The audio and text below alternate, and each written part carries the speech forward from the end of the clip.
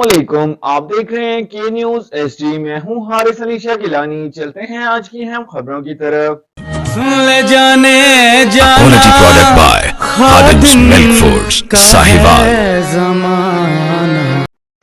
ताज़ा तरीन खबरों के लिए हमारे साथ रहिए। साहिवाल और चीचावती सर्कल के मुख्तलिफ मुकामात पर कचहरियाँ। District police officer Sahiwal Mohammad Usman Tipu ने अवामी मसाइल के फौरी हल और शिकायत का बरवक्त अजाले के लिए चीचावती सर्कल के मुख्तलिफ इलाकों में खुली कचहरियों का इनेकाद किया।